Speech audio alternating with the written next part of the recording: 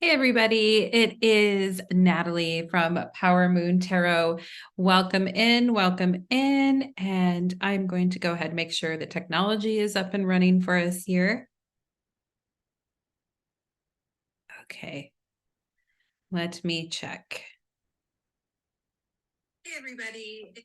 Got it. All right, we are here and we are together. I've got the chat up. If you join in, I'm happy to answer any questions you have, but we are going to go ahead and begin. And today we are going to be talking about Pluto into Aquarius, and which officially already happened, as is today is January 21st, and it actually happened yesterday.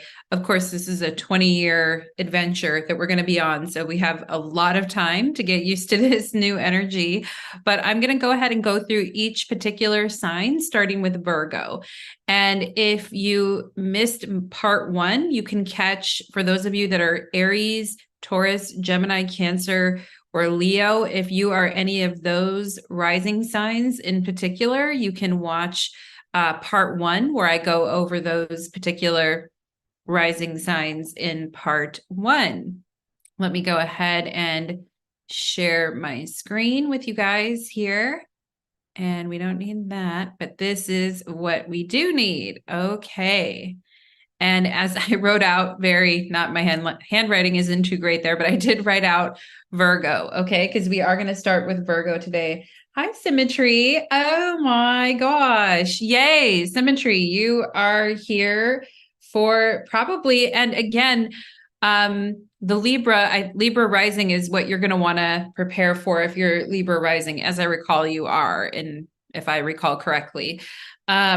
But yeah, so we're going to be going through each particular rising sign. So if you don't know your rising sign, make sure you run your chart. You would need your birth time, and you can go to websites like astro.com and run your chart there, and to show you what your rising sign is. Because if you're watching for your sun sign, it's not going to work, because I'm going based on the placement in the houses of your chart. So anyway, we are going to go ahead and start with Virgo. And actually, in part one, I had started Virgo, but the power went out. It was not horribly, but I think the power must have went out, or something happened electronically, because my computer just the internet connection completely crapped out. So anyway, I am so sorry to the Virgos, because of course Virgo is like, damn, Virgo, you're always getting the short end of the stick, it feels like sometimes. And so our last reading was interrupted right in the middle of it,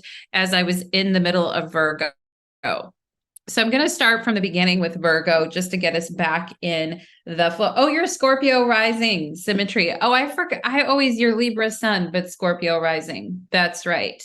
Okay, let us go ahead, and I'll be doing a little mini tarot reading as well at the end of each sign. That way we can kind of focus in on what wisdom the tarot wants to share with us when it comes to Pluto into Aquarius. And like I mentioned, this is a 20-year thing. And I know a lot of astrologers are making videos on this. And if you're really wanting a detailed breakdown, then you would need to book an astrology reading.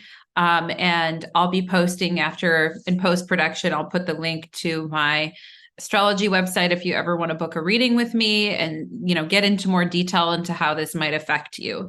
So let's go ahead and begin with Virgo rising. And in the past, Virgo was experiencing, for the last 15 years, Virgo rising, and I put Virgo here because we're on Virgo.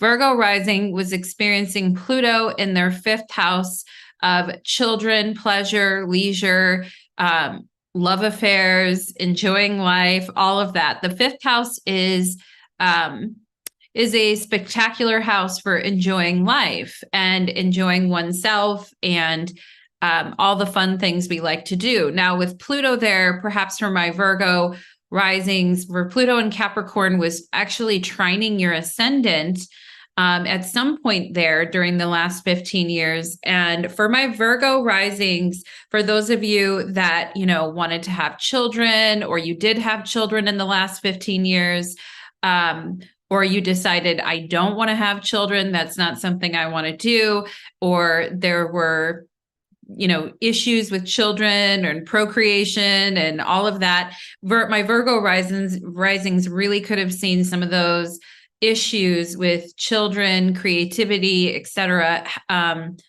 happening to them in the last 15 years. Now, Pluto was in Capricorn since 2008, and Capricorn is a friendly sign to Virgo. Capricorn makes a trine to Virgo. So, it actually probably was a very good thing for Virgos in a lot of ways, particularly Virgos who are very creative and involved in various creative events or various creative functions, or Virgos who were really trying to carve out a place for themselves creatively and explore that part of themselves. And perhaps those who were having children at the same time or exploring that, there was choices to be made or things that one had to work out with that. But I also feel like Virgo's getting a lot of responsibility during the last 15 years with Pluto and Capricorn. And perhaps that was good in the way that Virgos could have control in those situations and feel comfortable expressing themselves creatively. And perhaps it wasn't easy at first. Perhaps there were issues that came up, with your family of origin or with your own, feeling like you needed to hide at times, or not certain if you wanted to put yourself out in the spotlight like that, or how you would be perceived by other people.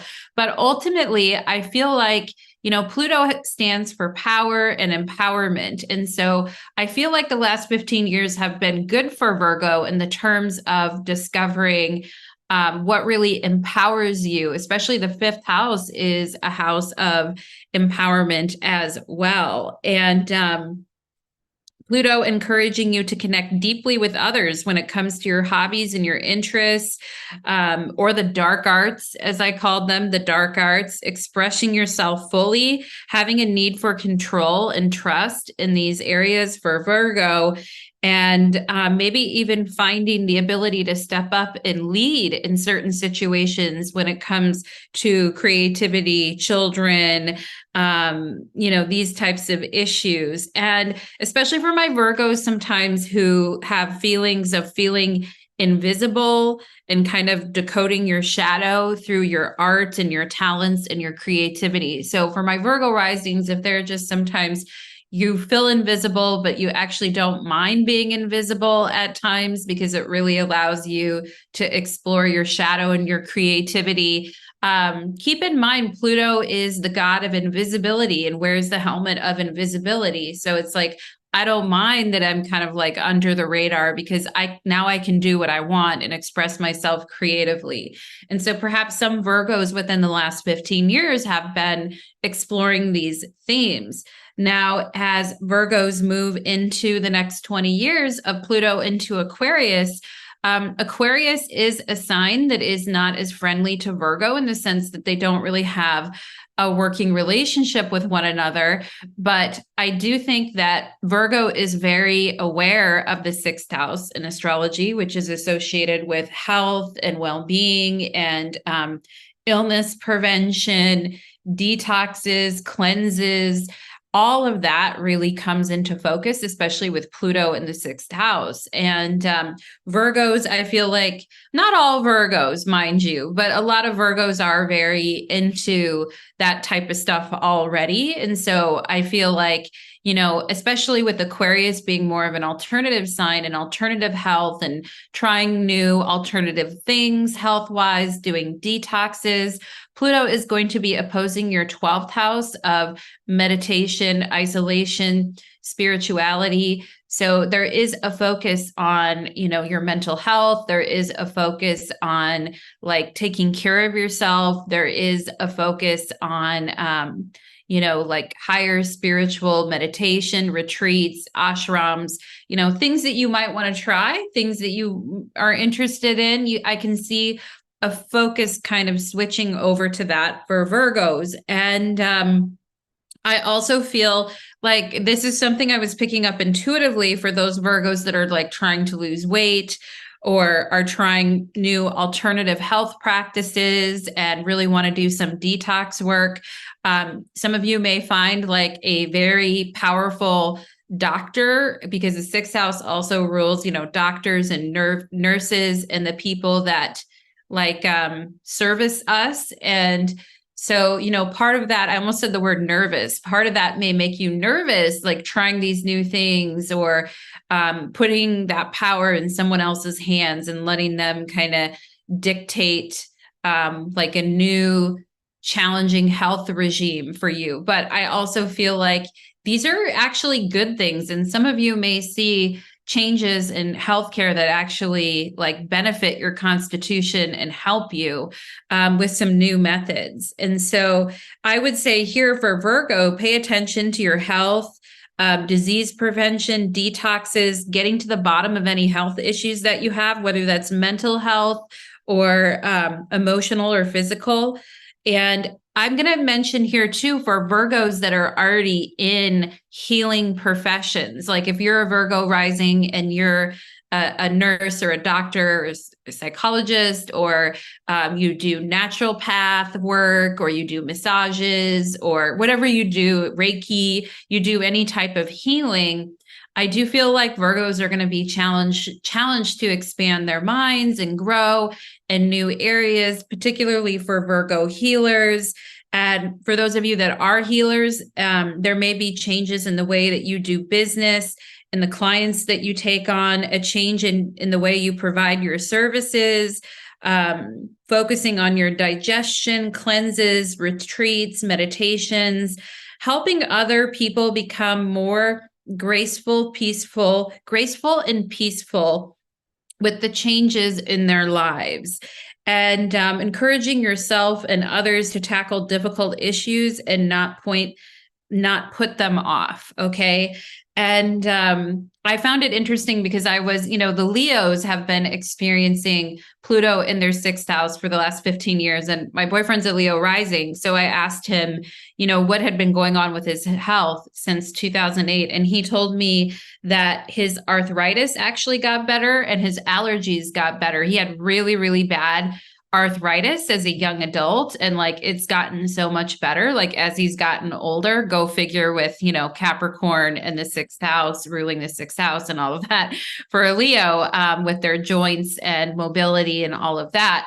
So I think that that's interesting. So you may actually see some changes and improvements there as well, Virgo, which would be very welcome. So let's go ahead and move on to Libra rising. Actually, you know what? I have to do the little tarot reading here for the Virgos. So let me go ahead and draw a couple of cards here for Virgo, and then we'll move into Libra. Okay, so let's see. What does the tarot have to tell Virgo here about up and coming Pluto into Aquarius? What does Virgo need to know, please? What does Virgo need to know, please, about Pluto into Aquarius? I just got something like our ancestors have been doing this for a long time, or something like that. So it's kind of funny. I don't know why the ancestors are getting brought up for you guys, but like, Pluto in Aquarius has happened every 248 years. So don't be scared. Don't be scared, Virgos. Let's go ahead. I want to get an animal medicine card for you here too, for the Virgos. Let's see what the animals have to say. Animal spirit totem for Virgos during this period. Okay. So you guys have the 10 of Cups and the Magician. Ooh, isn't that nice? Yeah, I think you guys are going to handle this just fine. There's a lot of things that you're planning and doing and working on, and it's very exciting. And especially for Virgo healers, I feel like some of you could be like learning and studying new modalities of healing. And I am seeing something about the feet. So just make sure you're taking good care of your feet. If you're having cramps in your feet, again, the sixth house is opposite to the 12th house, which the 12th house represents our feet. But it's perfect. It's perfection. We have owl and observation. I love that. That is cool. So it says, And Virgos are very observant. So I think this transit is going to actually maybe even be better than the fifth house one, even though it was trining your ascendant. It says you're being encouraged to look beyond deceiving appearances into the true reality of a situation or a person's motives. You need to hear what's really being said despite the words and emotions coming from the messenger. Okay, well, that's interesting because Mercury is the messenger god, and you are ruled by Mercury, Virgo. And, what is coming from people really appealing to Virgo's heart, appealing to Virgo's sense of, wanting to be of service, wanting to help others. Somebody making you a very emotional plea, Virgo, that affects you a lot, I feel. But, and actually, I feel some really exciting, happy times coming your way. But I also feel like, observation, right? Actions speak louder than words, and you're being encouraged to look beyond deceiving appearances. Not that I would say the Ten of Cups says anything particularly deceiving about it. And, it all comes down to motive, right? And especially with Pluto. And Pluto can indicate sometimes a little bit of a paranoia about things. Like, I can't believe this good thing is actually happening to me. Ten of Cups magician. I can't believe my wishes are coming true. I can't believe this good thing is happening to me. And perhaps you guys, with Pluto being in a quincunx relationship to your ascendant, you're a little wondering, like, what's behind that? And are people actually this good, or could this good of a thing actually happen? And so, there's a thing here about continuing to be observant. But I do think like things are better actually with the Ten of Cups and the Magician. I think things are better. So let's move on to, we could continue on with that. And I'd love to dive deeper on the tarot piece, but I want to keep us on track. So let's go ahead and move into, Libra. Okay. So here we go. Let's move into Libra rising. And I'm going to write it out again. We have Libra. You guys get to see my horrible writing. I should have one of those things that flashes on the screen and says Libra, Libra. But we are on Libra right now. So Libra risings, this one's for you, my darlings, okay? And for Libra risings, Pluto is moving into your fifth house, okay, of children and creativity, personal mojo, love and pleasure and excitement. And so just like Geminis as well, when I did Gemini rising, Libra risings are having a nice relationship with Pluto and Aquarius because your ascendant is actually going to be trining Pluto and Aquarius. So it's going to move from squaring your ascendant. Pluto's been squaring your ascendant for the last 15 years. And now Pluto is going to be moving into a trine to your ascendant, which is much more pleasant for the Libra risings. And because I'm a Libra rising myself, I have a lot of examples for the Libra risings on what you guys have been going through over the last 15 years. I also have friends who are Libra rising. So I got plenty of examples for Libra rising folks of what you have been going through in the last 15 years, as Pluto has been carving out space here in your fourth house of family, foundation, living location, happiness, all of that. Okay. And what we've seen, like for Libra risings, is a dramatic shift in family structures, places of living, all of this. Now, Pluto was in Capricorn since 2008. From 2008, oh, that looks a little goofy, but from 2008 to 2023, Pluto's been in Capricorn in your guys' fourth house. Now, here's some examples from my own life that maybe some of you can relate to, and I'd love to hear your feedback, your stories, and what has been happening for the last 15 years for you guys. But for myself, I ended up making the biggest move of my entire life, cross-country move in the year 2009. once Pluto went into Capricorn and into my fourth house of location. And it was a very traumatic move. It wasn't like an easy move. It was pretty traumatic. And over the last 15 years, I've moved so many times. I can't even tell you guys how many times I've moved, and just keeping up with the pace of change.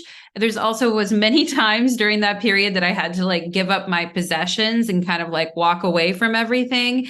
And at one point, especially for Libra risings who had Pluto in your fourth house, opposing your 10th house of career, at some point there might have been, massive changes in your career. I know there was for myself. I quit a 20-year career that I'd worked in for most of my adult life.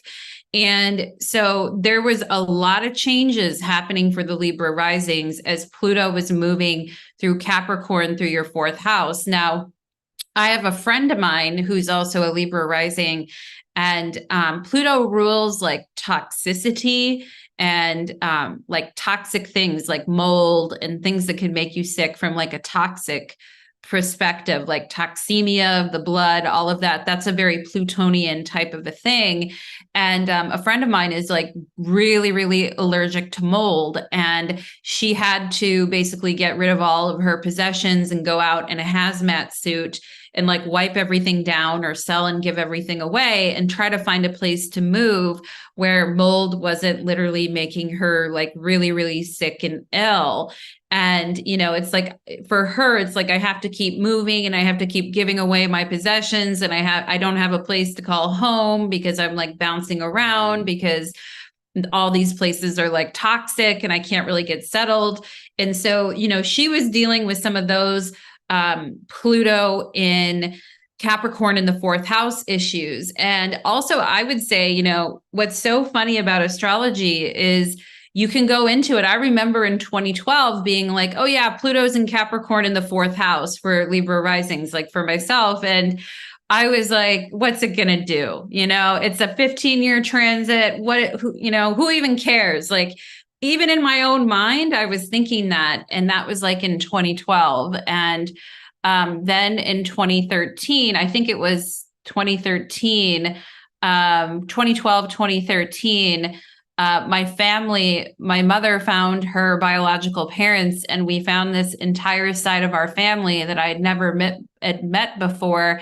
And all of a sudden got this huge piece of my family history that I had not had before. Like I discovered that my grandfather was from India and came here in the 1950s, and he was still alive. And, he came here from Calcutta, and he was an Indian man. And that was my grandfather. And I had no idea, like, these are some crazy things happening with Pluto changing things very dramatically and hidden secrets kind of coming to the surface and finding out these kind of things. And so for those of you Libra risings who have been kind of through it, and also, Pluto is squaring your ascendant. So it's hard to get comfortable. It's hard to feel at ease. And so it's like, a lot of Libra risings dealing with this particular feeling. Now, as Pluto is pushing out of your fourth house and moving into the fifth house of children and creativity, personal mojo, like things are different. Okay. And things are going to feel different as Pluto is trining your ascendant now. And I do see Libra as like embracing new creative technology and how these advances in AI and technology, how can they assist in my creativity and development? And, also Libra risings putting a higher priority on fun, romance, excitement, hobbies. Also, the fifth house is the house of love affairs. And, perhaps some Libras, getting into some very intense attractions or intense love affairs. And it's opposite the 11th house of friends. Okay, so maybe, intense attraction to friends or friends of yours that you have, or just some, stuff going on. The fifth house is where we keep our love toys. And so I also feel like there could be changes, Libra, in your sex life and your desires and your pleasures and what you want out of that and how you're willing to express that. We may see a lot of, Libra risings coming out and sexually peaking and, being less willing to compromise on your pleasures and desires and what you want and need sexually. You may also experience, with Pluto and Aquarius in your fifth house opposite your 11th house as well, diversity in your social connections. And, some people may be threatened about these new changes that are happening in Libra's life. But I also think Libra owns it and the gambles pay off. And there's a magnetic attraction and a very strong will within Libra to incorporate these changes. And also for those Libra risings who are wanting to have children, also, Libra risings wanting to have children, or for those Libra risings where in the next 20 years, your kids are going to be growing up and leaving the house and you'll be an empty nester. It's a big thing happening for Libra risings too. Also, do you want to have kids or do you not want to have kids? These types of things coming up, particularly as Libra risings experience Pluto in their fifth house. And Symmetry says, oh my God, that was happening to me, although I am not a Libra rising, but mold, sensitivity to mold. Yeah, that is a really tough thing because a lot of houses are old or built older and they have mold in them. And I'm so sorry that was happening to you, Symmetry, because that is, mold allergies in homes. That can really affect people's health big time. And it is about, being very sensitive and having a lot of sensitivity. And I know Symmetry, I know you have a really packed 12th house, and that's some sensitivity and allergies and stuff like that. That definitely will impact stuff. So let's do a quick tarot reading here for the Libra risings. And we are going to see what Pluto in Aquarius wants our Libra risings to know moving forward. Okay, let's go ahead and see for the Libra risings, what is the message, please? Okay, and let's also get an animal card and for the Libra risings as well. And then we'll move on to Scorpio rising, okay? So let's go ahead and take a peek for the animal card here for Libra risings, please. What is the message? There we go. Okay, so Libra risings, you guys got the hedgehog and trust. Okay, and that's something about Pluto can feel a little bit scary to trust, but it says this is a reminder that even if you feel that others do not understand you or get what you're doing, it's no excuse to curl up and hide. Yeah, the fifth house is our spotlight house and where we can get attention from other people. And Pluto wears the helmet of invisibility. So it's I just want to hide and be a part of the crowd. I don't want the spotlight to be on me, but Spirit is saying here to trust. This is a reminder that even if you feel that others do not understand you or get what you're doing, it's no excuse to curl up and hide. Sure, you may need a little bit of space now, but the world needs your gifts. You are more than worthy. Okay, Libra rising. And you guys have been taking kind of an ass whooping with Pluto in your fourth house. I feel squaring your ascendant, and it may have taken a toll on how you feel about yourself. And, the fifth house is where we can experience a lot of positivity and confidence. And so finding that part of yourself is going to be big for you guys. We've got the Four of Pentacles and the Two of Cups. And, there's something very beautiful about safety and security. And I do think it is about love, like I mentioned, There is, perhaps for Libra risings, intense, love situations, love affairs coming up. But I also feel like there is a lot of like stability. And if you're trying to make a decision in the future for my Libra risings, when it comes to love, I feel like what you guys are looking for more than anything is stability and a safe place to call home.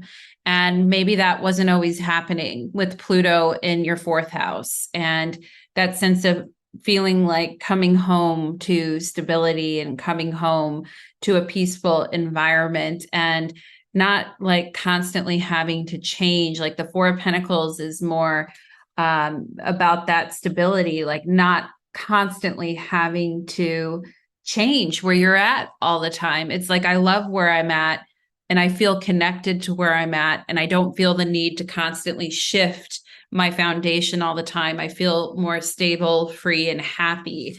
And that does start like with trust too, as well, for my Libra risings. So that is what I am getting for you, my dears. And Symmetry said, when you did that reading for me, you said loss of possessions, and I kind of lost everything to mold. Oh my God. Oh my goodness, my dear. Oh no, I did not know that. And that is so wild. Symmetry is saying she lost a lot of her possessions because of the mold allergy. And yeah, that happened to my friend too. And it's so crazy that you guys are halfway across the world from each other. And yet these two things are both happening to you and you both dealt with that. I am so sorry.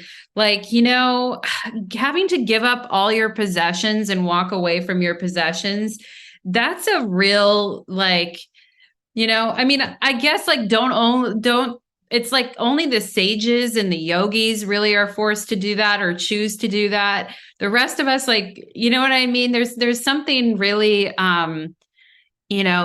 there's something about like, and I have to say, where people in this lifetime, and I've had to walk away from my possessions before too, and like leave all my possessions behind, all my worldly goods behind. And there is something that it's so powerful, but it really makes you feel unsafe, or there's something about it that feels very jarring. And it's weird because like the sages and the monks and, nuns and all those kinds of people, I just wonder if people in today's world who are forced to do that or choose to do that, if they have past life energy with that. I just have to wonder, because it's like, it's repeating again. But it's kind of a really deep thing, I think. And for Scorpionic people, particularly, especially, and it always seems to happen to the Taurus Scorpio people, because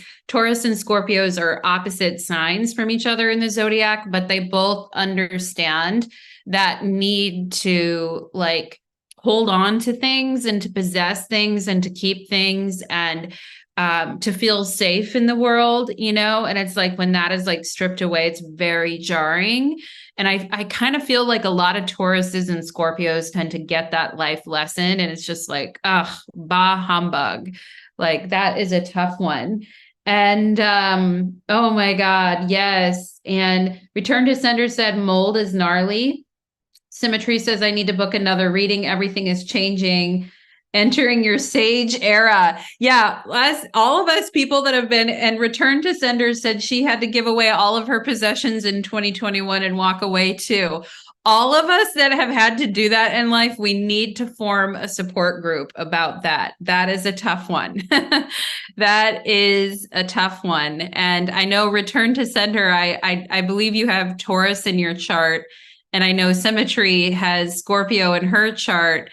And I am, of course, I'm a Taurus. And so it's just repeating that whole thing again that I said about Taurus and Scorpios constantly having to let go of all their material possessions. Like, come on now. That is a tough one. It's a tough life lesson. Now, let's go ahead and look at Scorpio rising.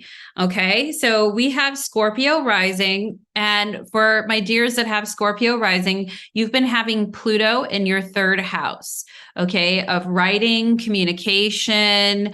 The third house is an air house. So it is a very social house. And perhaps some of you, there was like a lot of networking or getting to know new people, but then a lot of connections maybe falling out of your life. And for Scorpios too, Scorpios are very influential. And so to have Pluto in your third house, sextiling your ascendant, clearly says like your words have impact. Your words, your writing, your thoughts, very deep and profound. And clearly talking about for the last 15 years, like Scorpio, wanting to be listened to in a certain way, wanting to be respected for what they have to say, and also being led to uncover people's deeper truths and deeper secrets. And for Scorpio, what do I do with that information? If I find out information that other people don't know or have access to, or, I have information that other people don't have, it puts Scorpio kind of in a power position in a way. But it's important, handling that karmically of, what do I do with this information and insight? And, perhaps learning things that are troubling about certain people in your life for my Scorpio risings in the last 15 years. Now, keeping in mind that the third house also represents your siblings, your aunts, your uncles, your cousins, like your extended family.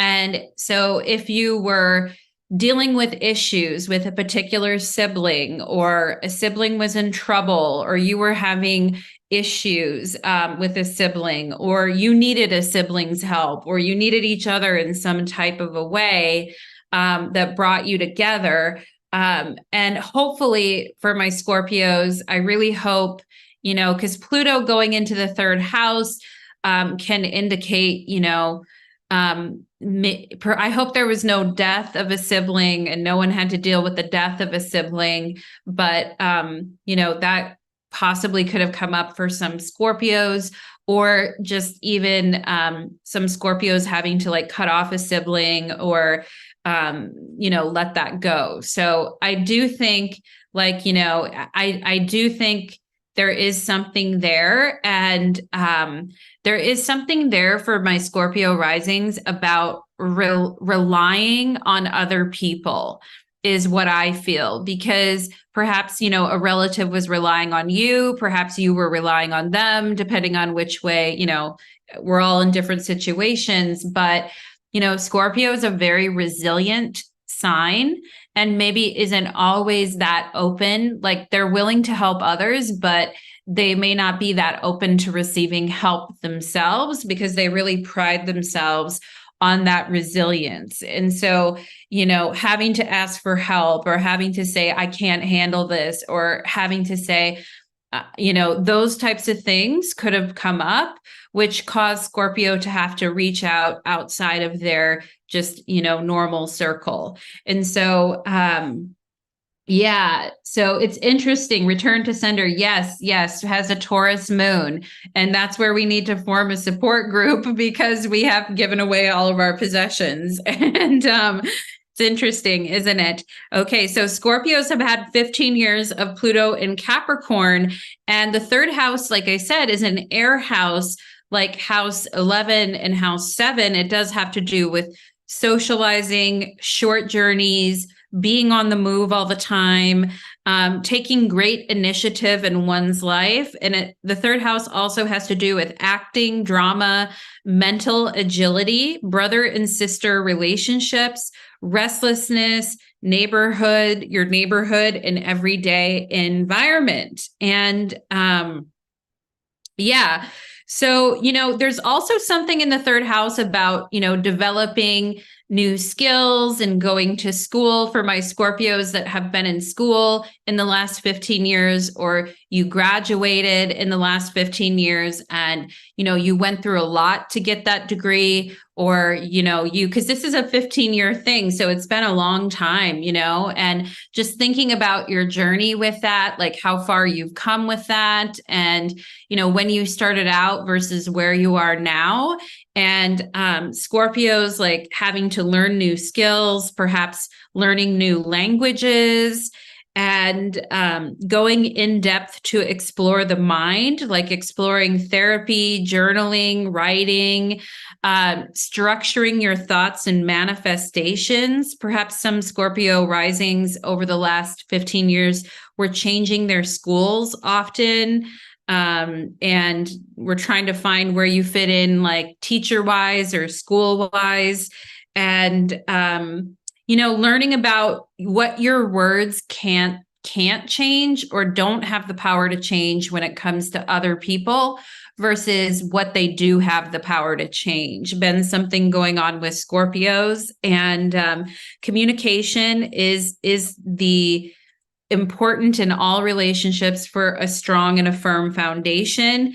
And so also I would say with Pluto in your third house in the last 15 years, the importance of safeguarding your passwords, protecting yourself from identity theft, like all the information that's out there in the world. And, how is Scorpio handling that? And so those are some of the things that have been going on for you in the last 15 years. Now, as we move into Pluto into Aquarius, Pluto is going to be in your fourth house. And the fourth house is the house of family, ancestors, family traditions. It is a house of, happiness and comfort, and finding happiness and comfort in what your foundation is and where you're living. And you guys heard me, if you were on the video a couple minutes ago, you heard me explaining all the changes that happened in Libra when Pluto was going through Libra's fourth house. And so kind of like thinking about that a little bit. Also, Pluto in Aquarius is going to be opposing your 10th house of career, which, possibly having to move because of work, possibly like, it's like, okay, my family needs me to move, or I have to move for family, or family needs to move for me because I need to go where the work is and I need to find work. And so if the family wants to come with, they can, but I have to move or I have to go. And some of those changes being initiated either because of your career or because of family. And it's like it's putting pressure on Scorpio to say what you want to do. It's like, okay, what do you want to do for your future? Do you want to stay here or do you want to go? And if you're going to go, who's going with you? And so those are kind of the things. And again, Pluto is going to be in Aquarius for the next 20 years. So this is going to be like, something that is evolving over time. And, what I wrote down is your emotional needs for security, happiness, and support and comfort are at front and center. If you're not happy, everyone's going to know it. Like if you're not happy at your work, or you're not happy because you don't feel comfortable, you don't feel secure, like people are going to know it, and so your needs for comfort, security, happiness are front and center. And yet people may need to come and live with you out of necessity. And so maybe you're housing relatives or people are needing to come to stay with you out of necessity, but it's like you're not happy living there anymore. And it's like, I want to move somewhere else. And so I do think Scorpios are going to be coming up with these because it's like Scorpios have a very deep sense of loyalty towards others. And, the fourth house is an emotional house. It's a water house. So it's really kind of challenging some of these relationships in the way you see them, and your relationship, like your loyalty versus like your own happiness and comfort. And I do think some of these themes are coming up. There may be moving and changes in your family and in your family structure that may have you like facing up to consequences. Now, here's the thing. If this becomes a point where Scorpio is sacrificing too much of their own comfort, happiness, and security out of their loyalty for others, you may see it starting to impact your health as the ascendant rules your health and Pluto is squaring your ascendant. So it's like, I need to make sure that I'm really taking care of myself here too. And with Pluto in Aquarius, there may be family secrets that come to light. There may be things that come up that you weren't expecting. You may also find yourself, needing to dig up the basement, work on the plumbing in your home. You may end up having to sell the family home, renovate, change, and sell the family home. And I would also say for those, Scorpio risings whose parents are getting a little bit older and, over the next 20 years, health is going to decline and, possibly like loss of a parent. And where does that leave you as far as like your living situation and your career situation is, thinking about some of these things, maybe more long term and where this is going to end up landing for you. And, some of you may be going no contact and cutting ties with an abusive family member or an abusive parent with that Pluto there in the fourth house. You may feel pressure to change your living location for roommates, family members, etc. Be careful of the pressure you take on. I know you can handle a lot, Scorpio rising. I know you're tough and you're strong and you can handle a lot, but be really careful of the pressure that you choose to take on right now. Try not to hang on tooth and nail to the past because that can be very painful. And be willing to give up some comfort for a better future. If we think about Aquarius as being like a futuristic kind of a sign, it's like, okay, I'm willing to give up this little piece of comfort for now, but in the future, I want to see changes. So those are some of the things that are coming up for Scorpio rising. And one thing I want to tell you guys is, be careful before, making decisions and committing to things when it comes to your living situation, but also realize too that you're not a quitter. You've never been a quitter. Just make sure that you take care of yourself. Okay.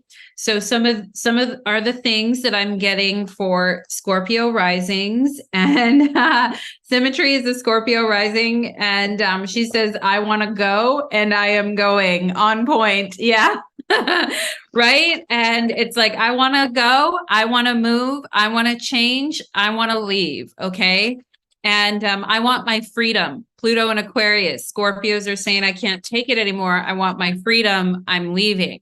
Right. But I also feel, when we make these changes, it can have a big impact on our health, a big impact on our career, especially in your fourth house there, a big impact on relationships.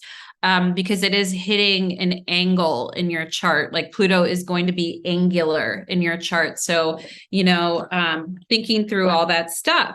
Now, let's go ahead and get a couple of tarot cards for Scorpio rising, and let's get an animal as well too.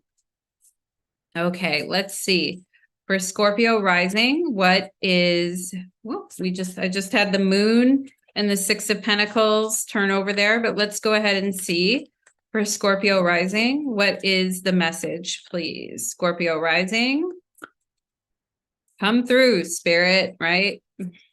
Haunted houses too, right? Pluto and Aquarius in the fourth house. This could be some, haunted house action going on there, or like, being interested in like spooky places or underground places. I mean, I feel Scorpio can handle this because Scorpio is already into these kinds of things anyway. So, we're really buckling in for the ride here for the Scorpios, but let's go ahead and see. Let's get a card here. What animal spirit needs to come out for Scorpio rising right now? The fourth house can be sometimes where we're holding on to the past or holding on to the poison of the past. And so with Pluto there, it's like we need to, detox that and let go of that. We have the fox and opportunities. Interesting. You must be quick to move out of your comfort zone. Yeah, the fourth house is the comfort zone, especially when the situation calls for immediate responsiveness and flexibility. Now, that can be hard for fixed sign energy. And, here's where the fixed signs are really, sometimes we hang on longer than we should. But it says here, especially when the situation calls for an immediate response and flexibility, open your mind to new ways of doing things. Yeah, Aquarius, open mind, right? Open your mind to new ways of doing things. Once you do get ready for good luck, once you do, get ready for good luck and opportunities to come your way. And I love the fox here because it's like sniffing things out and hunting and kind of trying to decide, like, do I want to get into that or do I not want to get into that? So you're going to have plenty of opportunities come up, Scorpio risings, but what do I want to do here? What decisions do I want to make here? And we have the Eight of Pentacles and the Ace of Cups. Aw, isn't that sweet? I love this Eight of Pentacles. And but I do feel like there's been a lot of pressure on you guys. There's been a lot of pressure to do everything right and to do everything perfectly. And there's this sense of, I want to live like, I don't want to feel like everything's weighing down on me and that I'm constantly just, doing the same thing every day. I want to feel like my heart can really shine through. I want to feel like, health. With the Ace of Cups, to me too, is also a card of, good health and positive, Eight of Pentacles, positive routines, and Ace of Cups, good health, healthy mind, healthy energy. It's important not to get stuck energetically, I feel, for you guys, and to keep the flow moving, to keep it moving, because, Pluto and Aquarius, it's another fixed sign. So it's like in your fourth house of, role of emotion and connection and all of that. So we want to try to keep our channels clean and eliminate distractions is what I feel for you guys. Okay. So that you can really focus on what's important. Let's go ahead, and my mind is a haunted house and I am used to it. Exactly. Scorpio rising. You guys are used to the hauntings. And yeah, you're used to it. Pluto and Aquarius should be afraid of you instead of you being afraid of it, right? Like Pluto and Aquarius doesn't know what's happening till it meets a Scorpio. So let's go ahead. I love that for you guys. Let's go ahead and look at, we have Sagittarius, okay? So let's look at Sagittarius rising. I'm going to write Sag. I won't write out the full Sagittarius, but we have Sag, okay? So for my Sagittarius rising folks, let me grab a drink here and talk about where Pluto has been for Sagittarius people. So for Sagittarius rising people, Pluto has been in your second house of money, financial security, wealth, okay? And in Vedic astrology, the word that is used to describe the second house is Dana Bhava, and that just means wealth house or wealth of mind. So wealth of your mind, but also your wealth in your checking account and in your savings account. The second house has to do with our investments, our practical stuff in life that we need in order to get on with it in life, okay? And it has to do with our money, our savings, our investment. And, here's something that could have been going on for Sagittariuses in the last 15 years is a feeling that you were kind of on your own financially with no one to support you, or that, just financially you kept having reset after reset or tower after tower. It's like you would get money, or you would have savings, but then poof, like in a flash, it would be gone. Or that you were really struggling to get paid what you were worth, or that at some point you had to leave jobs because it's like, I like this job, but I'm not getting paid what I'm worth. So I got to fricking go. And, Pluto also is opposing your eighth house of your spouse's money. So for those of you that have partners or spouses for Sagittarius rising, perhaps they didn't have a lot to contribute, or perhaps their financial situation was also like changing big time.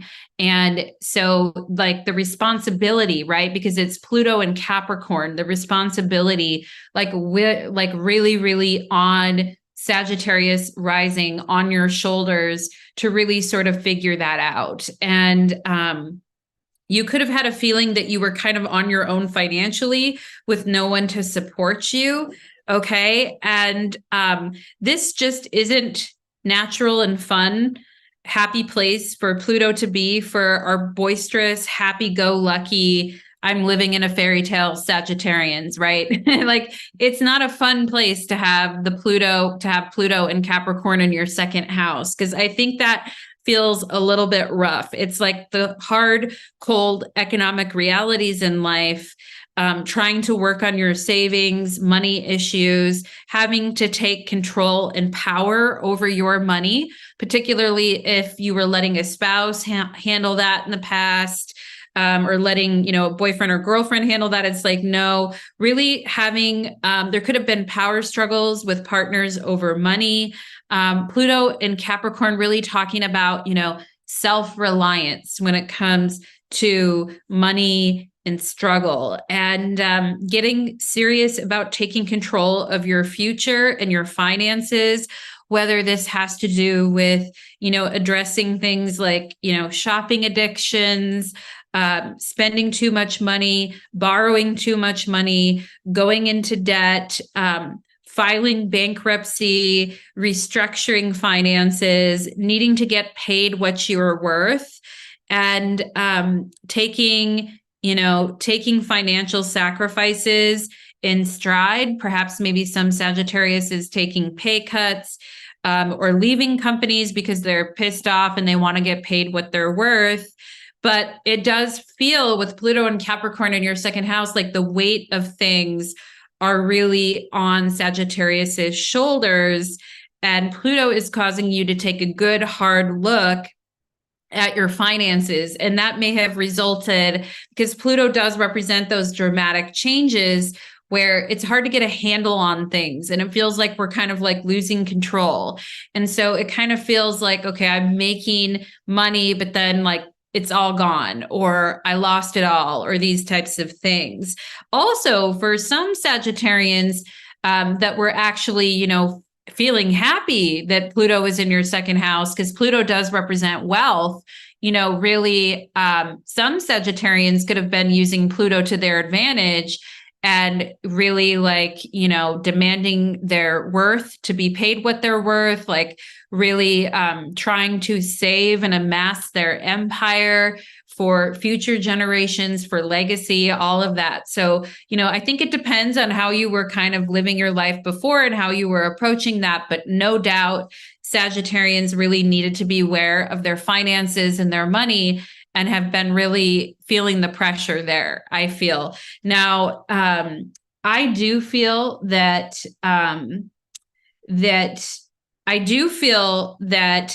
as we move into the next 20 years, okay, Pluto is going to be in Sagittarius's third house instead of second house. And it's going to be making a beneficial sextile to your ascendant. And that to me feels better than the Pluto and Capricorn for Sagittarians. And for Sagittarians, for the next 20 years, Pluto is in Aquarius, which is a friendly sign to Sagittarius and forms a nice sextile to your ascendant. Your words influence and mean something. Again, the power of your writing, the power of what you have to say. I feel like Sagittarians are like, like before maybe feeling like you were being ignored or what you were asking for was being ignored with Pluto in your second house. And it's like, I will be heard. I will speak my mind.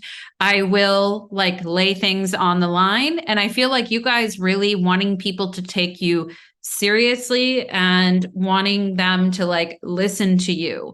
And if somebody isn't like listening to you and isn't really paying attention, I feel you guys are really going to, call that out. And I also feel like your listening skills and your ability to communicate with others are going to be vastly like changed and impacted during this period as well. The power to influence the collective mind through your writing, publishing, and networking is all powered up in the third house. Do you feel like taking a class? Okay. Do you feel like traveling? Do you feel like going somewhere? What about technology, networking, and computers? Do you feel like being independent and traveling? I feel like Sagittarians may become a little more freewheeling and dealing with Pluto in your third house, particularly for people who are like into sales or in some aspect of sales. It's like, I actually feel like you guys are in the power position now when it comes to negotiations or when it comes to like working things out. And you're determined to get the best deal. You're negotiating when it comes to buying a car, traveling, etc. You're like negotiating. You're getting the best. You're reading the fine print. You're getting the best deal on things. You're not letting things go. Like you're not in the second house. It's more like you don't see it. So maybe you're kind of like letting things go or letting them be what they're going to be. Like, yeah, that's not the best choice for me financially, but whatever. It's like when it's in the third house, I feel you guys are much more keen on the wheeling and dealing. And actually, the Sagittarians may be the first ones out of all of us in the next 20 years to buy a flying car and crash it. Just kidding. But you may be the first ones to like buy a self-driving car. And I can see Sagittarians being early adapters with like this new technology, especially as it relates to travel and like really, really fast trains, like bullet trains or cars that are self-driving or cars that fly. Like I kind of feel Sagittarius may be the first one to try those things out. And like I said, they may be the first one to profit from the buying and selling of these new technologies. Also, Sagittarius may have, because Pluto is in your third house, you may have issues with siblings, aunts, uncles, cousins, people like that materialize and those things kind of come up. And what I would say to you guys is hold your boundaries and don't give away too much. Like you've learned a lot from Pluto and Capricorn in your second house, and you've learned about, you've had to really think about like, what are my financial boundaries and what am I willing or not willing to put up with financially? Okay. So I would say don't give too much away and focus on acquiring new skills that are going to be needed in this new economy is what I would say. I would also say with Pluto in your third house to protect your data and protect your information and protect your data. Okay. So Sagittarius, let me go ahead and get a couple cards for you guys. And for those of you Sagittariuses, you may, because Pluto is opposite your third house of spirituality and higher beliefs, some of you may be seeing changes in areas of that, like in your life as well, or taking on new fields of study that like really open your mind. So let's go ahead for Sagittarius here. I'm getting that, it's been overwhelming for Sagittarius. I feel you on that. Neptune has also been squaring your ascendant, especially for those of you in late degrees of Sagittarius, like, it does feel overwhelming. But let's go ahead and see here. For Sagittarius, okay, the High Priestess just popped out. So, rolling with the changes, Let's see here. Let's see. For my Sagittariuses, what can you tell me about the next 20 years here with Pluto and Aquarius, please? Okay. Don't let people rush you is another thing. The high priestess is like, I'm not going to let anybody like rush me. I'm going to take my time with things. And the third house can be like a very restless kind of rushy rush type of a house. Like everything feels like a rush or everything feels like it needs to be done in real time. So I would say don't let people rush you at all. Okay. Like you may need to get control of that in your life, but let's go ahead and get an animal. Let's get an animal here for Sagittarius. Let's get an animal here for Sagittarius. What do they need to know, please, Spirit, for Sag? Animal-wise. Okay. We have cougar and leadership. I love that. Like people really paying attention to you and paying attention to what you have to say. You have come into your own power. Now is the time to take lead of a situation and be strong using the power of intentions. Yeah, the third house is very much like speak your intentions, manifest that, use your power wisely. Be clear with your purpose and define where you are heading. I think that's really important because the third house can be a house, it's a cadent house, and there's a lot of moving around, but there may not be a lot of understanding of why, right? So it's like be really clear about your purpose and where you're headed and be the leader in a situation and use the power of your intentions. So I like that a lot. Yeah. Ace of Wands, Page of Swords. I love that because I feel like people are really seeking your advice and seeking your input, and they want to know what you think. And there is exciting opportunities, I feel, for you guys too. But I also feel like with the Page of Swords, it's important people listen to you. You have good advice to give, you have good experience.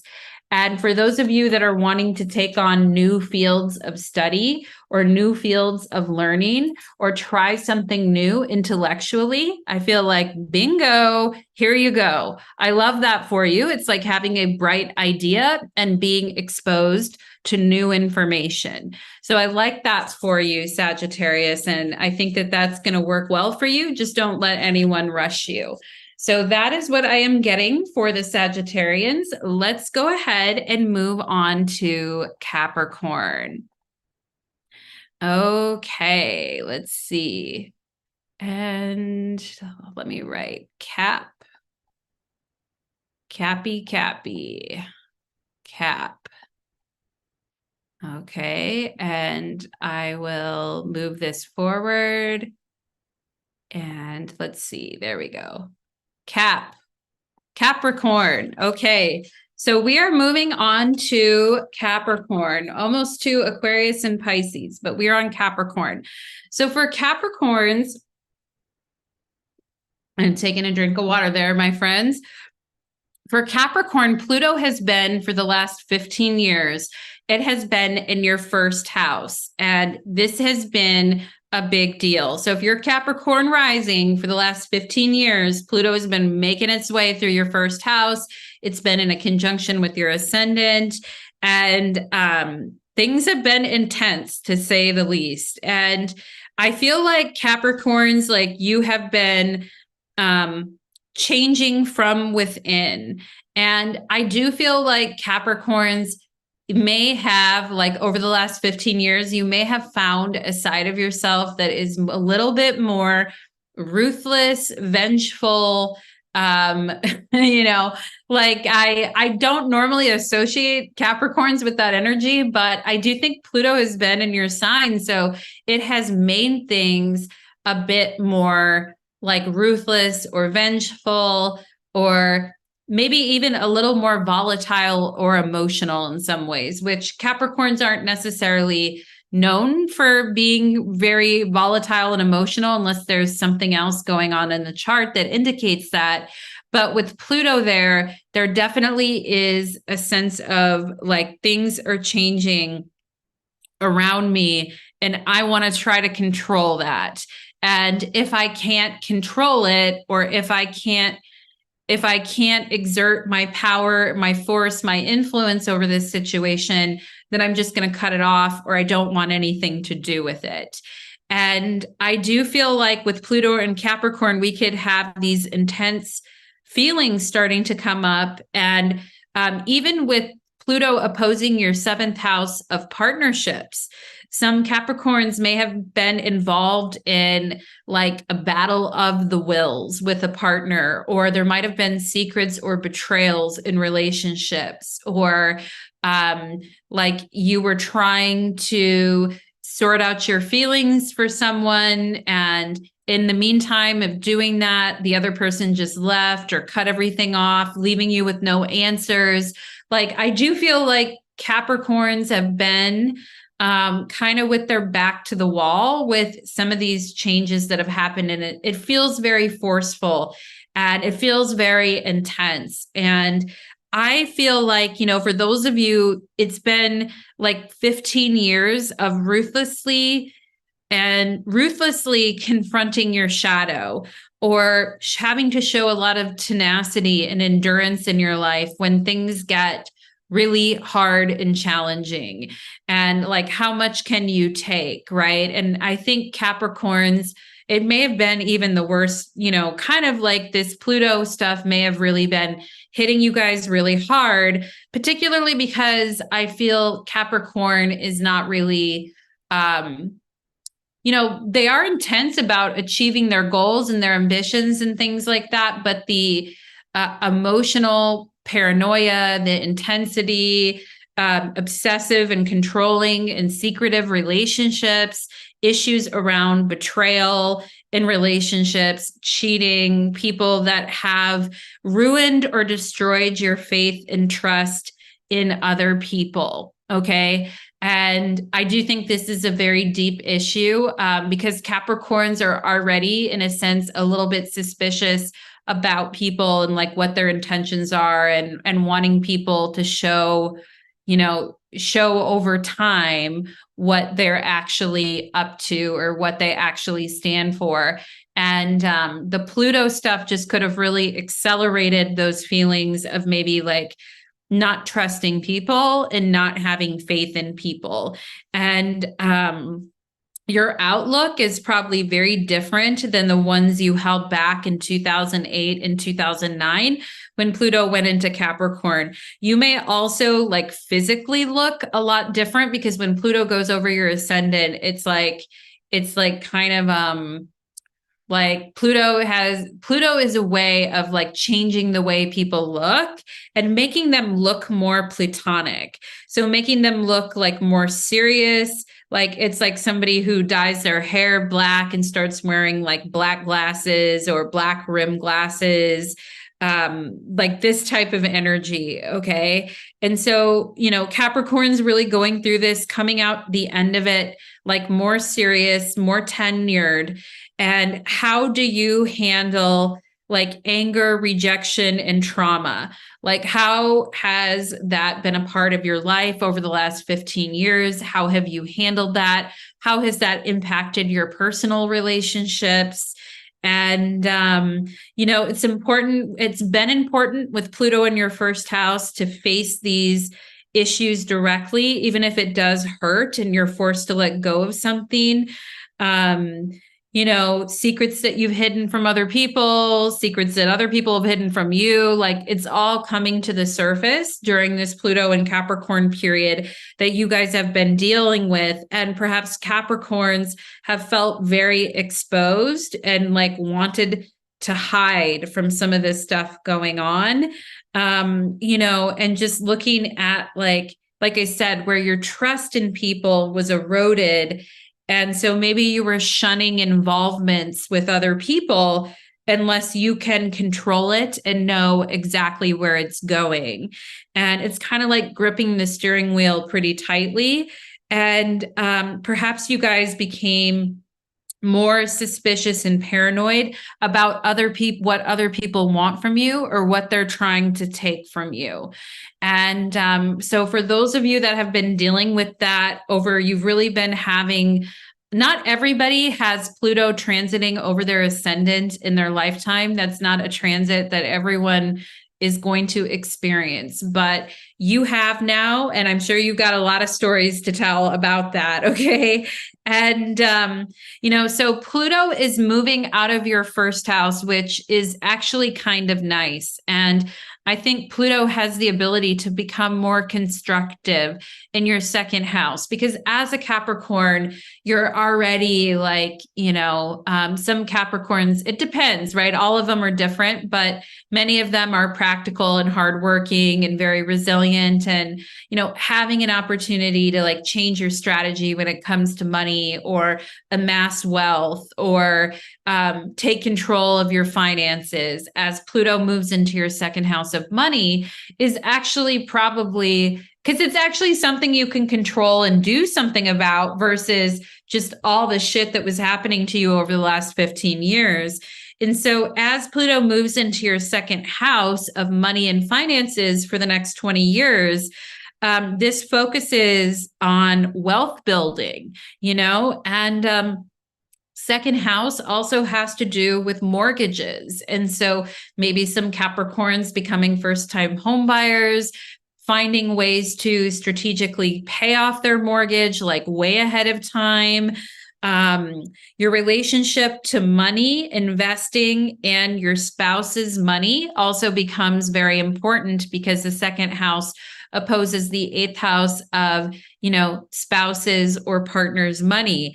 And this may have our Capricorns focusing on inheritances, wills, trusting that you're getting your financial house in order, your relationship to money and power, and how it impacts your family and your intimate relationships, and laying out like a financial strategy over the next, 20 years of how you want to eliminate debt, right? And hopefully, because Pluto is about elimination and it's opposing your eighth house of debt. So it's like, if you have any debt or you owe back taxes or whatever you got going on, it's like, how can I eliminate that? How can I completely get rid of that and really power myself up to make really strong financial decisions? And because it's in Pluto is in Aquarius, there may be alternative investing, cryptocurrency. Of course, you want to be careful with these things, right? And anything that's asking you to go into debt to make more money, be very careful of those as Pluto is moving through your second house. Be very careful of investing in things that require that you go into debt to like invest in them. I would just say I would stay away from that. And this may come up like, who's handling the finances in your family? There is the need to start over and build new financial goals. And we want to stay away from self-sabotage when it comes to money and resources, okay? Because Pluto can also be sometimes like self-sabotaging. And I think with Pluto in your first house, you had a really good lesson in perhaps the way you self-sabotage at times. And so now as Pluto goes into Aquarius, it's like, okay, I don't want to self-sabotage when it comes to money. I don't want to take on a bunch of debt and then find myself back into a corner. I want to pay down my mortgage. If I am going to take on a mortgage, can I afford it? Like really being serious about these decisions.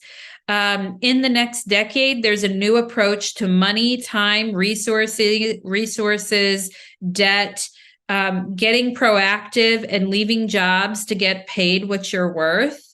Also, some Capricorns may need to take pay cuts and start over. I mean, it depends on where you're at, but thinking about like my future goals and how does this support my future goals? And I would get real careful of getting locked into things with, really high interest rates. I would be careful with credit cards. I would be careful with all of that stuff.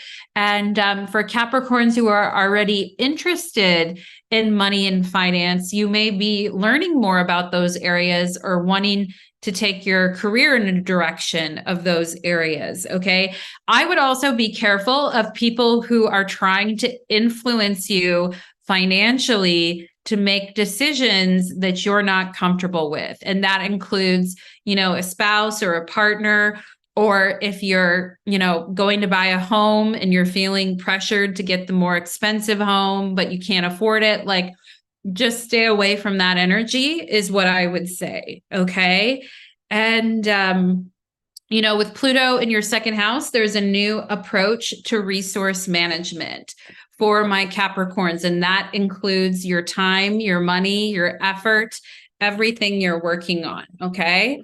So let's go ahead and get some tarot cards for my Pluto and for my Capricorns who are going to be experiencing Pluto in Aquarius. Let's go ahead and get a couple cards here for Capricorn. Okay. Capricorn. Let's see. Get 2 cards for Capricorn, please. 1, 2. Okay. And the Fool on the bottom of the deck. I love that. Nice reset energy there for you guys. Opportunities for new and exciting investments into your future.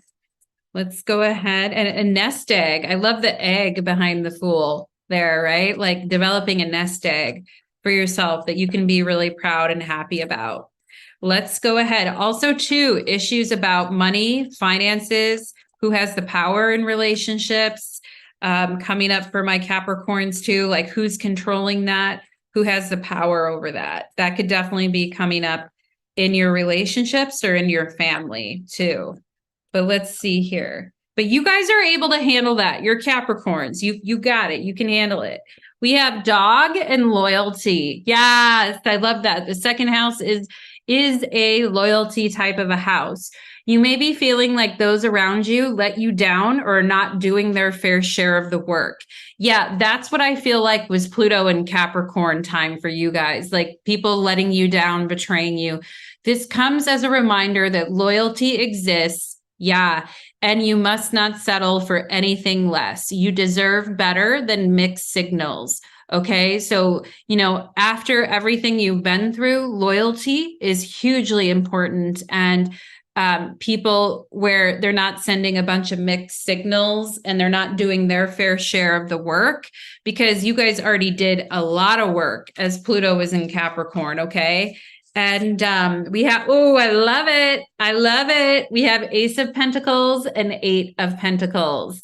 And you guys putting money into things that really work and investing in yourself, investing back into your business, coming up with new ways to finance things that you're interested in, receiving, money or loans for the things that you're interested in. As I mentioned, when it comes to your financial commitments, we just don't want to get in over our heads with that and overcommit with that. Okay. So that is what I am seeing for my Capricorns. Very nice energy. I do like it. Oh, is Libra rising done? Yes, Libra rising. The moon is beautiful, isn't it? I like your handle name there. Libra rising is done, and I will be putting timestamps in the video as I wrap up here. But we are on Capricorn. We're moving into Aquarius and Pisces. Yeah, Libra rising was really interesting. So I do hope you go back and watch that. I'm a Libra rising myself, so I had lots of good examples to share on that. Okay, so let's go ahead and move on to Aquarius. Oh, my Aquarians. You guys have been wondering the most, I'm sure. Aquarius, okay? You guys have really been wondering, Aquarius. What does this mean for Aquarius rising? And let's go ahead and check it out, Aquarius. Okay, so we are on Aquarius right now, and let's go ahead and talk about this. So Aquarius is, you may want to listen to Capricorn, because I talked about the last 15 years and what Capricorn has experienced as Pluto went across their ascendant. And so for Aquariuses, you guys are going to be experiencing some of this now as, you know, Pluto moves over to you guys. Now, one thing I want to mention before I get into Pluto and Aquarius, I want to talk about where Pluto has been before. So Pluto for you guys was in your 12th house. Pluto in Capricorn was actually like hidden in your 12th house. And so now it comes on scene for the next 20 years and it's going through your first house. So you're going to get to know Pluto very intimately over the next 20 years. Okay. And before, like we mentioned, Pluto was hiding out in your 12th house. So let's talk about the last 15 years and what you've been dealing with. So for the last 15 years, Pluto in Capricorn was in your 12th house and wasn't visible to your ascendant. The 12th house has to do with hidden enemies, psychic vampires in your midst, fake friends, gossips, and people who don't mean well. Okay. The 12th house also has to do with expenses. It has to do with isolation. It has to do with, you know, hospitals and ashrams and places. It has a lot to do with a lot of other things. But intuitively, this is where I was going for you, Aquarius, for the last 15 years.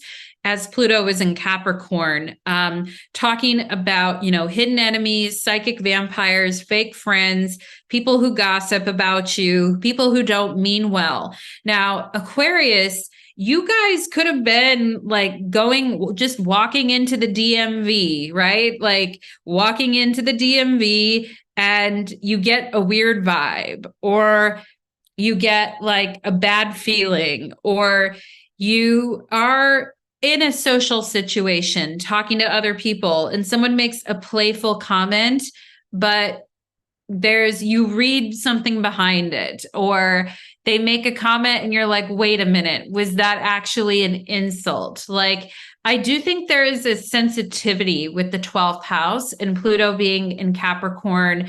There's also like Pluto's been hidden from you in a way. So maybe it hasn't been on your radar as overtly as perhaps it's going to be over the next 20 years. But I do think it could have been showing up in other ways where it's like, okay, I'm getting a weird feeling about this situation, or I'm getting a weird, like, actually for my Aquarians who are very intuitive, for people who it's kind of like a Final Destination vibe. If you ever saw that movie where there was a person who was like predicting, they didn't want to get on the airplane because they had a feeling that the airplane was going to go down, and then it actually did. And, maybe my Aquarians, and I invite my Aquarians to write about how you feel Pluto and Capricorn in your 12th house has been, but maybe it's that feeling of dread, or that feeling of paranoia, or that feeling of not being completely sure about something, but it's like something feels off or wrong, but I'm not sure like what it is. Okay. And for Aquarians who were trying to get involved in like spiritual circles and things like that, perhaps running into situations where you ran across some people like misusing power in these kind of situations. And and so, definitely I feel like Aquarians have a lot to teach us about like misuse of power and going against the king. Now, of course, the king is represented by Leo and represents your 7th house of partnerships or others. And, as Pluto moves over into your 1st house, I do feel like there's this. Okay, so before I get into Pluto and Aquarius, let me just wrap up Pluto in your 12th house. Okay, so Pluto in your 12th house for the last 15 years, gut instincts about others and their intentions coming up, and learning to trust your gut. Deep spiritual focus is happening under the surface that maybe most people weren't aware of. So they're meeting Aquarius and they don't understand there's like something a lot deeper happening underneath the surface. And maybe you didn't even know yourself or realize at times that there was something deep going on under the surface. And it was hard to see what was really there. And because it was hard to see what was really there, this may have left you vulnerable to attacks or betrayals or people mistreating you. Okay. I also feel like, spirituality versus like the material world and what needs to get done on a day-to-day basis in the material world versus like spiritual learning. Like those things could have been a bit of a struggle for the last 15 years. And, maybe some of my Aquarius folks felt like if I take a break or a mental health day, everything will blow up or fall apart. Like if I'm not there to like see something through, then it could fall apart. Also, some of my Aquarians may have been feeling like a little bit, maybe on the other side of things, feeling like a little bit useless or worthless about things. Like, man, people are always having to take care of me and it's getting irritating. Like there's different expressions of this, but there is a focus on, unequal giving and kind of how that impacts situations energetically is something that I would say. And here's another thing for you guys. What does my soul need now? Well, I'm busy taking care of other people, like sick relatives, parents, addicts, whoever. What does my soul need right now? And so this is something for the last 15 years for Aquarius rising to really think about. And also to think about like, what's the cost of not changing or continuing to kind of ignore some of the deeper issues or deeper problems. And so those are some of the things that Aquarians maybe were dealing with over the last 15 years. Now, as we move into your first house of Pluto and Aquarius in your first house, your first house has to do with your appearance, your quality of life, your intellect, your identity, your health and vitality, and your physical body. So there's a huge focus on this for you guys. And you clearly now start to see and feel your Plutonian nature in full force. Okay. Everything that was hidden in the last 15 years is now like coming to light.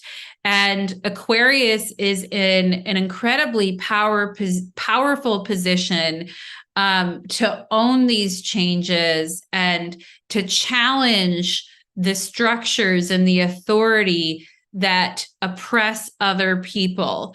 And I feel like there's a lot of worry, okay, about, AI technology taking over things, stuff like this, using that against human beings to kind of sequester their willpower and, keep them down and all this time. But Pluto in Aquarius is power to the people. It's not power to the big corporations and the big whatevers. It's power to the people. And we need our Aquarian brothers and sisters to really rise up in this and really like show us where changes need to be made. And, really challenge the traditional structures and the traditional authorities and like really show us where we need to go and where we need to head. Now, that's a lot of power concentrated in the sign of Aquarius for 20 years.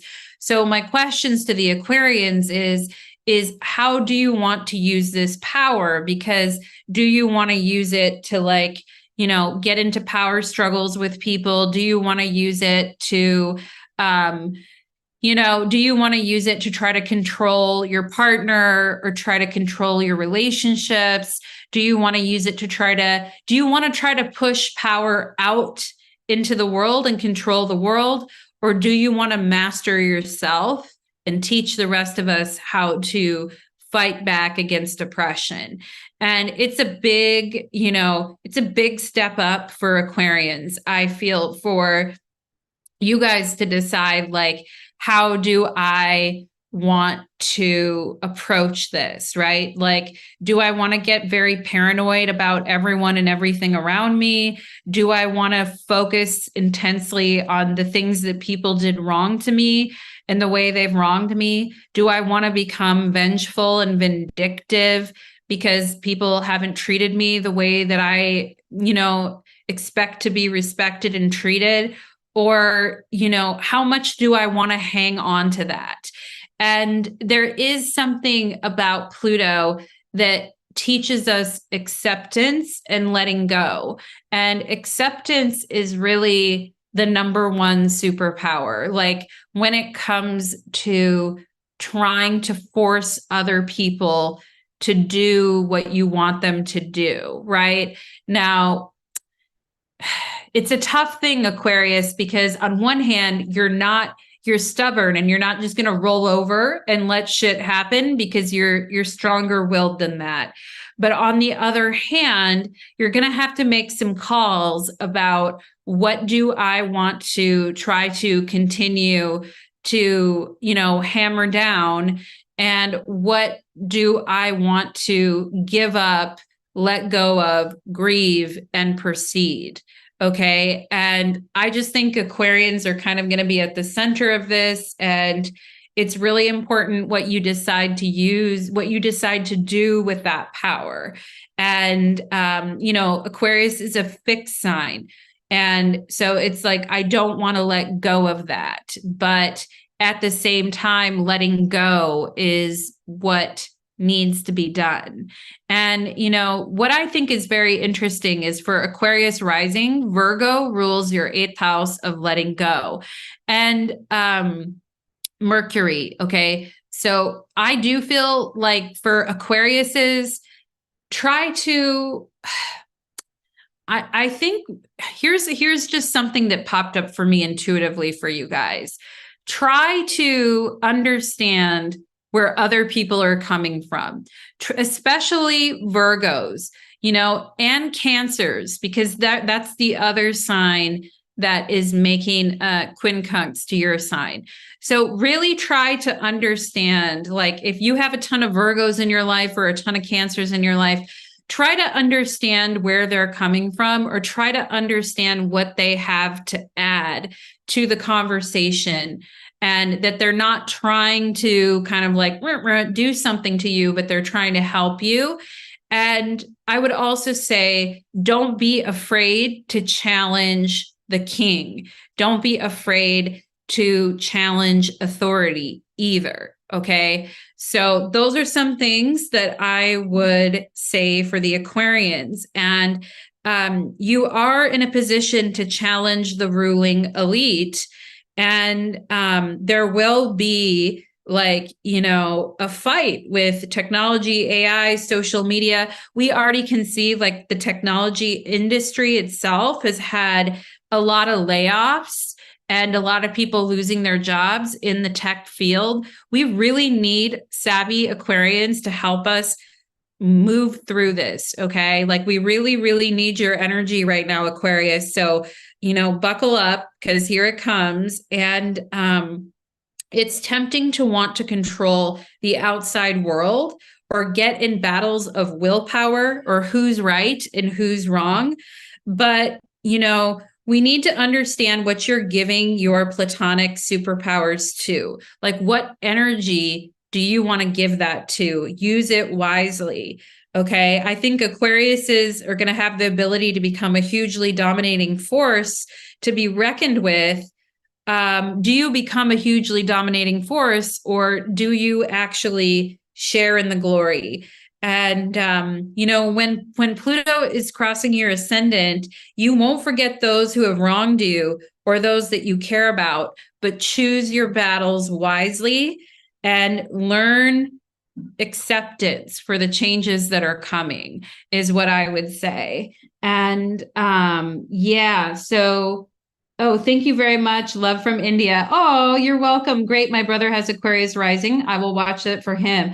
Oh, that is so true. My brother was literally like that, suspicious of many certain things. Such a workaholic he was. Oh, he was. Okay. Yeah, like we do need to understand from our Aquarians, they need we need you guys to help us understand. And, you know, a lot of the baby boomers that had Pluto and Leo, okay, the baby boomers like run this world. They run the United States. They run, you know, all the countries, etc. And yet it's time for them to kind of get off the stage. And it's time for the Pluto and Leo generation to get off the stage or retire or hand over the reins of power. And there's going to be a huge shift in power. But we have a new opportunity, I feel, with Pluto and Aquarius to say, is this still how we want to do it? You know, like the way the baby boomers did it. Is this still the way we want to run the world? And we need innovative ideas. We need, you know, people to step up to the plate. So that is my appeal to the Aquarius risings out there who are getting ready for Pluto to come over your ascendant. It's going to be exciting. It's a once in a lifetime transit that not everybody has. And so, you know, you're kind of at the center of it, Aquarius, and it's going to be interesting. Show us how it's done. All right. And, you know, I predict we can already see it right now. I think there's going to be a lot of challenges to the Catholic Church. There's already some coming up right now against Pope Francis and how he's being more like liberal and more like of the people and how everybody's getting pissed off about that. Like, we really need our Aquarians to rise up and help the world become like more freer, progressive, and more open. But let's go ahead. You can see the tech layoffs happening. I mean, Pluto and Aquarius is already on the rise. I already feel. But anyway, let's go ahead and I also feel like personally that many monarchs will also be destroyed due to the transit. Yes, I agree. Many monarchs and like ruling elite are going to be getting checked during this Pluto and Aquarius transit. But, you know, what rises up in its place and what takes over in its place is what we really want to pay attention to. So let's go ahead and let's see here. It's like, are we being fueled to make changes out of insecurity or out of a sense of personal power? I feel that's a question. Let's get 2 tarot cards here for Aquarius, please, as we move into Pluto, into Aquarius for Aquarians. Let's get 2 cards here. Okay. All right, Page of Swords on the bottom of the deck. Come with the ideas, come with the receipts. We need you, Aquarius, okay? Let's go ahead and let's get a card for you guys, too. Let's get an animal card. 1, 2, 3, 4. Let's do it. For Aquarians. Almost there. All right, Aquarius, Blue Jay. Oh my gosh, that kind of reminds me of the Hunger Games with like the Mockingjay and the Katniss Everdeen and like the sign that she would make. But anyway, that's interesting. Blue Jay, intuition. You are encouraged to follow your feelings and intuition. This is a reminder that your personal power is in your own hands. Yes. Pluto on your ascendant, and you know what you learned from Pluto in your 12th house about following your feelings and intuition. This is a reminder that your personal power is in your own hands and that you are free to take flight at any time if you find yourself in a situation that doesn't suit you anymore. It is okay to let go. It is okay to release and to move on.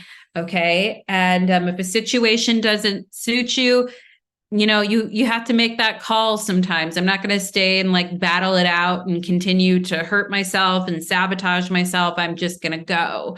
Right. And so we come into that energy now. Ooh, wow. Yeah. We have the Hierophant and the Hangman. Okay. So wisdom. And we need your ideas. We need your wisdom. We need your And it's interesting. I was talking about religion. Of course, there's the Hierophant, and like big changes are coming in society, and a lot of people are going to be feeling unhinged and feeling like their world's upside down. And we need somebody who can be the calming voice of wisdom and calming voice of experience. We really need our Aquarian elders to rise up. And, as you are going through these changes, be calm, be serene, be comfortable in what you know, because you do know a lot. And, the Hangman is also about acceptance. It is about letting go. It is about letting things fall into place where they need to fall into place, and taking in the changes with a attitude of, serene, knowing, like a serene knowing, like I know, and I don't, I'm not trying to force anything on anyone or on myself. Okay. So that is very good. It's very peaceful energy. Okay.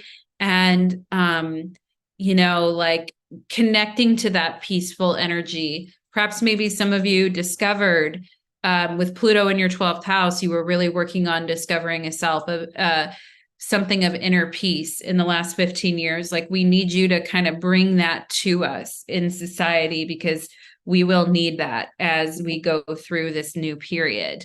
Now, let's move on to Pisces. Okay.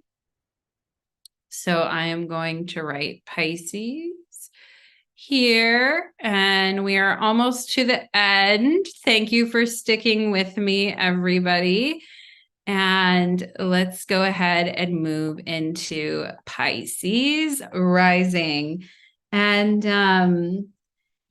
so Luna Love. Hi, Luna Love. Everyone loving the Aquarius rising, all the Aquarius beings, we need you. Yes, we do need you. Like, help us, right? Help us fight the structures that are trying to oppress us. And, and we need your leadership at this time.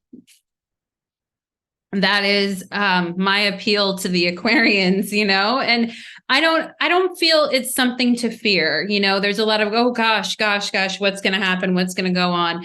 There is going to be big changes. There might be huge changes in Aquarius's identity and what they identify with. But I was really encouraged by seeing the Hangman and the Hierophant, because I feel like, especially for those watching this video, like approaching it with a sense of wisdom and surrender to the changes. Okay. So let's move on to Pisces rising. So for my Pisces rising folks, as Pluto was in your 11th house of friendship, networking, mentors, profit from your business, etc., Pluto in a Capricorn was in your 11th house for the last 15 years. Now, Pluto is moving into your 12th house, okay? Aquarius represents your 12th house, so Pluto is going to be sneaking into your 12th house, which I actually love for Pisces. Even though Pluto in Capricorn was making a sextile to your ascendant, I actually like Pluto and Aquarius in your 12th house. I think if anybody can handle Pluto and Aquarius in the 12th house, I think it's Pisces. So I'm actually okay with this. But let's talk about the last 15 years of Pluto and Capricorn sextiling your ascendant, talking about, how your social life has changed a lot. Also knowing the right people that are in a position to help you change things, getting your house in order when it comes to the money from your business, getting your priorities straight, meeting powerful mentors who can assist you and help you. All of this could be possible in the last 15 years as Pluto was in your 11th house of friends, networking, etc. Now, the 11th house also represents, like I said, the fruits of our labor, profit from business, social activity, and gains. The 11th house also represents benefactors who want to help you. And in Vedic astrology, they would say all planets that are placed in the 11th house are energized. So Pluto and Capricorn in your 11th house in the past 15 years, very energized. And Pluto in a positive aspect to your ascendant includes practical, important friendships or mentors that helped you to achieve your goals, or opportunities that helped you clarify and achieve your goals over the last 15 years. And perhaps maybe meeting some powerful people who are good with business, and powerful influencers and mentors who helped you, business relationships that turned out different than you expected, but you profited from them. Okay, putting structures in place to help you succeed. Lots of friends may have come and gone, but the real friends stuck around, and you wrote out the changes together in the last 15 years and supported each other's as fellow comrades. Okay. And, your vibes, your good energy, your sense of urgency and commitment definitely increasing during this Pluto and Capricorn period. And, Pluto and Capricorn, has been tough for a lot of people, but perhaps Pisces found them landing in a place that they can live with. And that was my quote here. I've landed in a place that I can live with. Okay. And I also feel like you guys had the tenacity not to give up on your hopes and your dreams. They might have changed. Your hopes, your dreams, your visions for yourself, they might have drastically changed over the last 15 years. But I also think, like, from a realistic perspective, like, you've zeroed in on what those goals and dreams are more than you had perhaps in the past. Okay. And you also have the tenacity not to give up on people and your friends.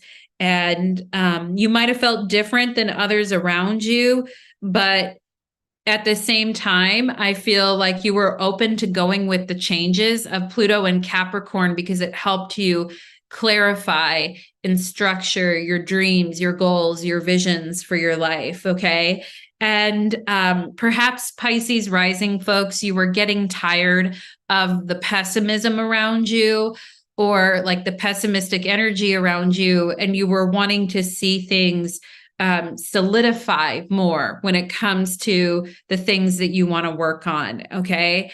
And of course, with Pluto in Capricorn in your 11th house, you wanted to weed out, people, hobbies, interest groups, etc., that were not relevant to what you were trying to create in your life. And I feel like for Pisces, because it was sextiling your ascendant, it was a very supportive energy for you rather than a challenging energy. But I do think, with Pluto moving into Aquarius, into your 12th house, it may not be the most noticeable shift at first. It may be 10 years down the road and you're like, oh, I'm finally starting to get Pluto and Aquarius in my 12th house.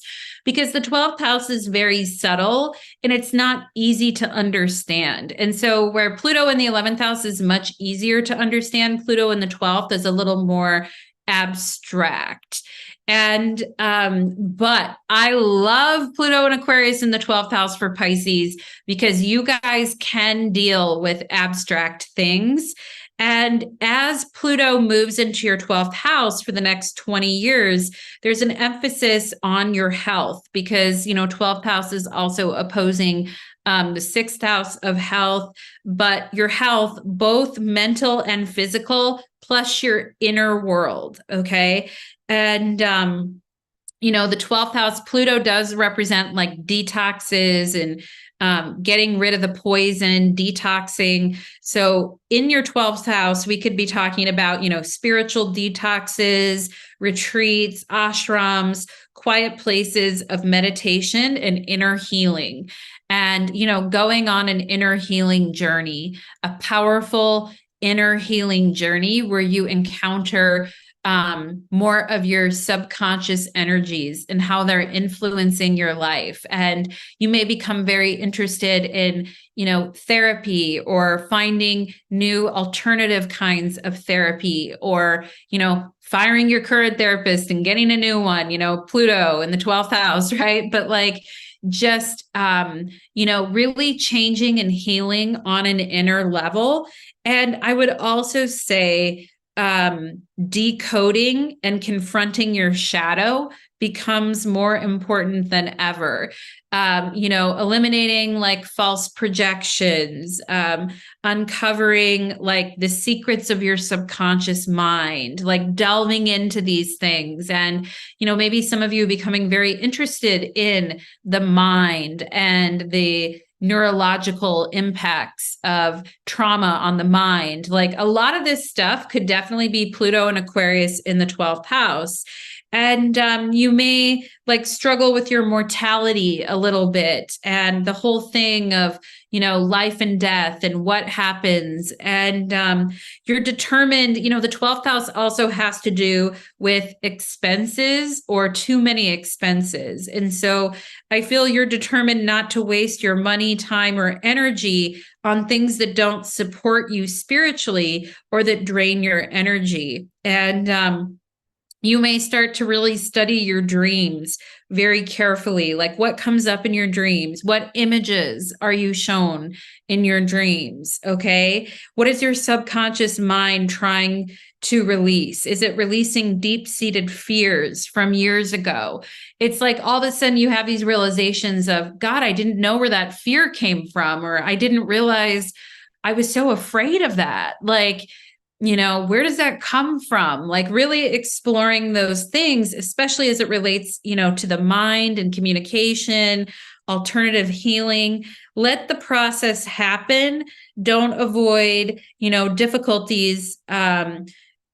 Don't avoid difficulties if you're having health things that come up, or mental health or emotional health. Try not to avoid them. Try to, face them directly and get to the bottom of them, get to the depth of them. And don't avoid like, needing to put more boundaries or needing to stay far away from psychic vampires. Like, if the energy feels off or feels bad or feels wrong, it's like, yeah, I'm out. I can't really deal with that. Your energy is very sensitive and easily disturbed. So let's not overload yourself with like too much screen time. I think we also have to be like, with Pluto in Aquarius, we also have like virtual realities, and we have like ourselves becoming overstimulated with technology, and too many virtual realities, and too many chances for like escapism because of that. And so if there's any pitfalls, I would just say like try to avoid, too much screen time, in the sense that it disrupts your sleep. Okay. The 12th house is the house of sleep. So, dreams and intense dreams coming up for you guys, becoming interested in that. But I would also say too, like, not getting sucked into like virtual realities or getting sucked into the screen so much that you feel like you're losing connection in a way. So I would try to kind of avoid that, and instead use this time to go deeper into your subconscious and really understand where like certain fears are coming from, and really decode the things that are happening in your life in that way. And as a Pisces rising, you're already more apt to do that anyway. So I feel like, this energy just kind of comes a little bit natural for you guys. But just avoiding like, taking really good care of your sleep, screen time, all of that. Not getting absorbed into virtual reality worlds. And then 20 years later, we're like, where did all the Pisces go? So we will avoid that, won't we? And let's go ahead and get a couple of cards here for my Pisces rising people. Okay. And I actually feel like it's so subtle for you guys. It may not be something that you immediately recognize, but, I do think there's like a deep, shadow healing journey that a lot of the Pisces risings are going to be going on here. And I mean, I know you guys are interested in it. So it's like, okay, it's something you guys can work with. Pluto is not as practical as it was when it was in Capricorn for you guys. It becomes a little more abstract, but that's okay. Let's go ahead and see here for my Pisces rising. What is the tarot having to say to Pisces rising? What is the tarot trying to communicate? Let's see. Okay. And ooh, the lovers. Look at that instant connection. Ooh, I love it. Like boom, boom. The mind, right? The psychic mind of Aquarius, the electric psychic mind really coming alive for Pisces. I love that. Let's go ahead and get an animal card here as well for Pisces. Okay. Let's get an animal card as well. I can't believe we've made it to the end. This was like a very long series. So thank you for hanging out with me. Let's go ahead and get one animal card here for Pisces rising. One animal card. Let's see. All right. Hawk. Spirituality on the bottom of the deck, of course. Like it's on the bottom of the deck. It's not obvious, but it's there.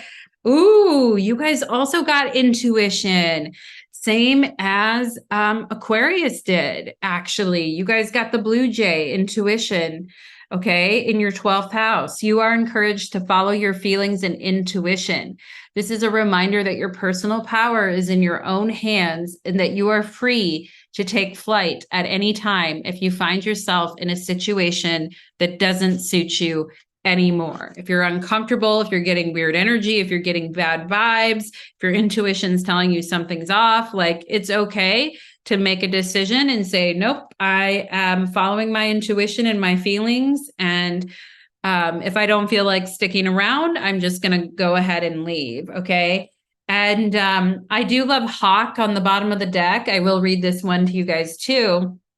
It says Hawk, spirituality. Fly above and beyond your day-to-day thoughts and observe them from the bird's eye view. Quieting the mind and detaching your thought from your thought patterns puts you in a better position to take in messages from your spirit guides. Yes. Oh my gosh. That is so Pluto and Aquarius, right? Quiet the mind, detach from your thought, and it puts you in a better position to take in messages and channel those messages from your guides. Okay. Powerful channeling going on for Pisces.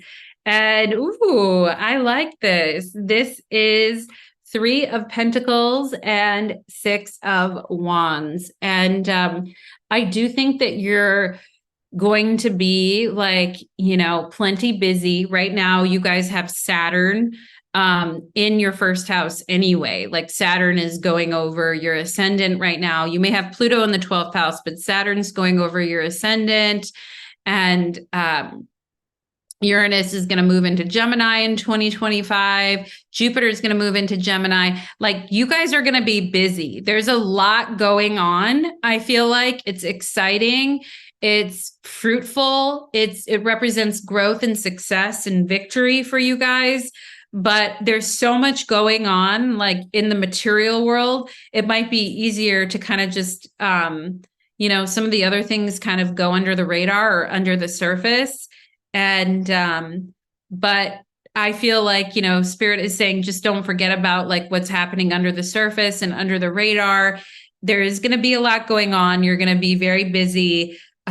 You're still continuing to build the structures in your life that support you with the 3 of Pentacles. You're seeing really positive growth and like being recognized as a leader, 6 of Wands. Okay. And I think all of that is going to continue to happen for you, Pisces, but you're just going to have this extra like, you know, superpower of having really intense, strong intuition in the background. Okay. So don't ignore that, because I feel like it really can make you stronger and more successful when you pay attention to your intuition. So Pisces, that is what I am getting for you, my loves. I hope that that resonated for you. And I hope that everybody enjoyed this Pluto into Aquarius reading. And I'd love to hear any of your thoughts, your comments, and feedback. And I hope that